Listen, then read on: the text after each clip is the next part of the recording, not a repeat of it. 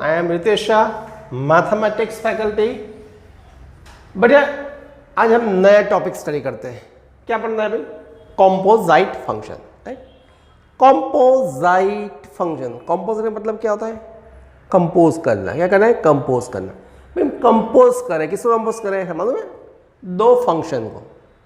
बेटा मेरे पास दो फंक्शन है, समझो। एक फंक्शन है f from a to b, g from b to c। दो फंक्शन मेरे पास है। आपको ऐसे समझ में नहीं आया था, आपको ऐसे समझ में आएगा। देखो बेटा, यहाँ पे समझो, एक फंक्शन a, एक फंक्शन b और दूसरा फंक्शन a। समझ में आ रहा है? ये एक फंक्शन है a टू b का, दूसरा फंक्शन क्या है भाई? b टू c का है। समझ में आ रहा है? ये function f from a to b का है, दूसरा function g to from b to c का है। अब एक नॉमिनल बात समझ आता हूँ, नॉमिनल बात, कि भाई ये तीन फ्रेंड है। एक कौन है? तीन फ्रेंड। एक सिंपल एग्जांपल है कि भाई एक ये जो फ्रेंड है, ये दोनों का कॉमन फ्रेंड है। अब ये जो फ्रेंड है उसको इससे कुछ फ्रेंडशिप करनी है ना? ये बॉय है कि गर्ल है, आप भूल जाओ, बट ये फ्रेंड को इसके साथ फ्रेंडशिप करनी है। अब बेचारा डायरेक्टली इसको बोल नहीं सकता, है ना? वो बेचारा इसको बोल नहीं सकता कि इसको पहचानता है बट बोल नहीं सकता, मार खाएगा सारा। यस, तो क्या करेगा? ये इसको बोलेगा। अब ये पर्सन इसको कुछ बोलता है, दैट मीन्स ये बोलता है और ये सुनता है, तो ये मेन ऑब्जेक्ट हो गया, ये सब्सिडियरी ऑब्जेक्ट हो गया। तो ये आपका डोमेन, ये आपका कोडोमेन हो गया। राइट, अब सिंपल बात समझो कि यहां से मैंने कोई एलिमेंट्स x ले लिया, तो ये यहां पे क्या हो जाएगा? fx। सिंपल थिंग है ना? यस और नो यार? यस।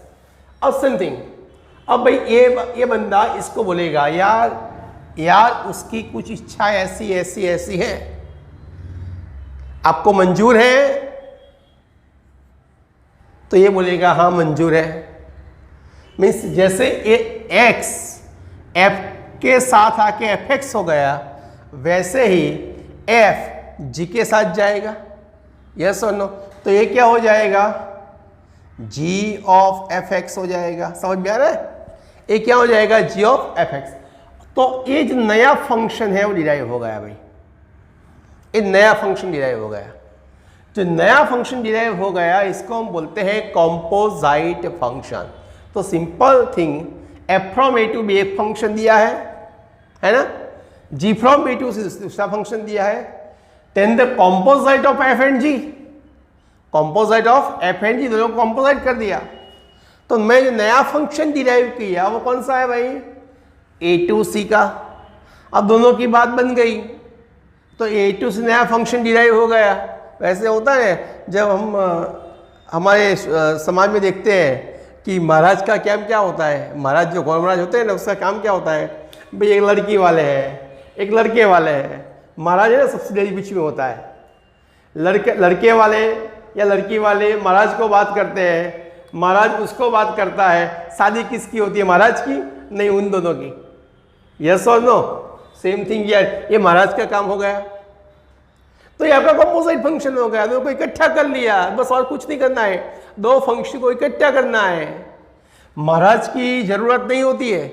राइट, तो ये आपका डोमेन, ये आपका कोडोमेन। जब भी हम कॉम्पोजाइट करते हैं ना, दो फंक्शन को जब भी हम कॉम्पोजाइट करते हैं, तो फर्स्ट फंक्शन का डोमेन लेते हैं, सेकंड फंक्शन का कोडोमेन लेते हैं, और नया फंक्शन डिराइव हो जाता है, जिसको बोलते हैं composite function, g from a to c। It is the composition of f and g, not g and f। Inner function पहले बोलते हैं, आउटर फंक्शन बाद में बोलते हैं। याद रखना। हेलो, इनर फंक्शन पहले बोलो। It is the composition of f and g, not g and f. Is that clear? So it is the composite function. बेटा जो हमें क्वेश्चन सॉल्व करते हैं g o f का। राइट, देखो क्या फाइंड करना है भाई? g o f। तो कोई भी g o f फाइंड करना है या फो g, कोई भी अगर आपको फाइंड कर दो, सिंपल थिंग इज आपको g o f लेना है, इसके साथ x लेना है। x का मतलब क्या होता है मालूम है? Any value x, that means any value. Any value, वो वैल्यू कहाँ से आएगी? तो वैल्यू जीओ एफ के डोमेन में से आएगी।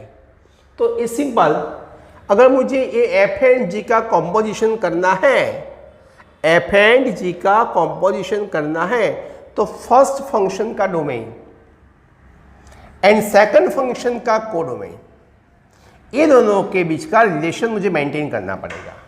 वो अब माइंड में क्लियर रखो। When you have to compose any function ना, then simple rule is that first function domain, second function codomain, right. ये डोमेन हो गया और कोडोमेन हो गया। बस ये क्वेश्चन है, ये आंसर है, एक क्वेश्चन पुट करते जाओ, ये आंसर आना चाहिए। अगर आंसर आ रहा है तो वो फंक्शन डिफाइन होता है, आंसर नहीं आ रहा है तो फंक्शन डिफाइन नहीं होता है, राइट। समझो, तो यहाँ पे जीओ एफ एक्स है, तो फर्स्ट एलिमेंट मैंने क्या लिया यहाँ पे समझो। तो यहाँ पे मैंने ले रहा हूँ जीओ एफ ऑफ 2, तो जी ऑफ F2 आ जाएगा, राइट। अब F2 का वैल्यू क्या है, तो सिंपल 3 है। देखो यहाँ पे F2 का वैल्यू क्या है बेटा, 3, तो g ऑफ 3 आ जाएगा। अब g ऑफ 3 का वैल्यू क्या है, 7, तो 7 देख सकते हो आप, यहाँ पे आ गया बेटा, g ऑफ 3 को 7 आ रहा है।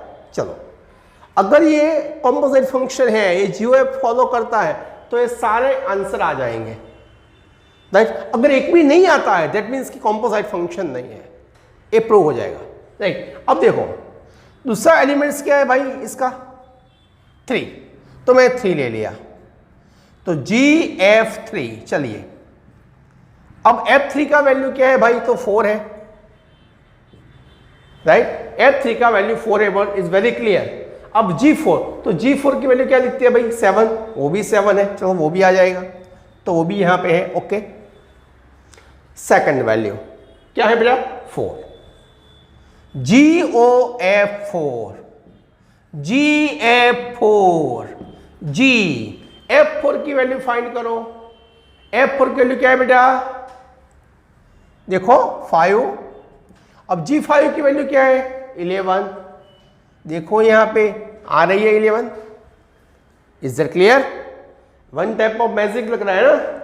GOF5 ले लिया, तो GF ऑफ 5 आ जाएगा बेटा। F5 का वैल्यू क्या है, फाइंड करो, 5 ही है, सही। तो 5 का वैल्यू, G5 का वैल्यू क्या है, 11।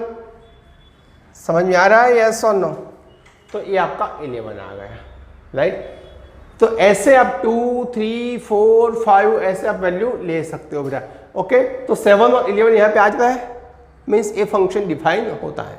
समझ में आ रहा है। तो ऐसे हम कॉम्पोजिट फंक्शन डिफाइन कर सकते हैं कि यहाँ पे 2, 3, 4, हाँ अगर एलिमेंट्स नहीं मिल रहा है तो प्रॉब्लम है, ज्यादा एलिमेंट्स है तो प्रॉब्लम नहीं है। यहाँ पे 15 है, कोई किसी को ऐसा लगेगा 15 तो आया नहीं, उसकी चिंता मत करो, नहीं है तो प्रॉब्लम है।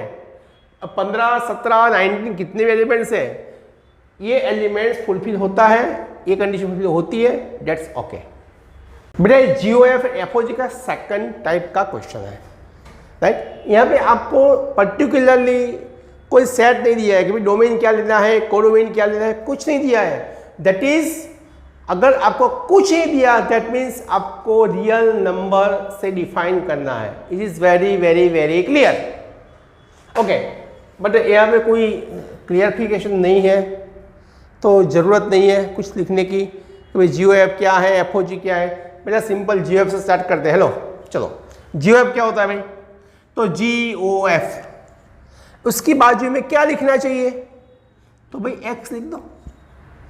चलो हम इसको क्या लिख सकते हैं बेटा, G ऑफ fx लिख सकते हैं। अब fx की वैल्यू क्या है, 8x³ है कि नहीं,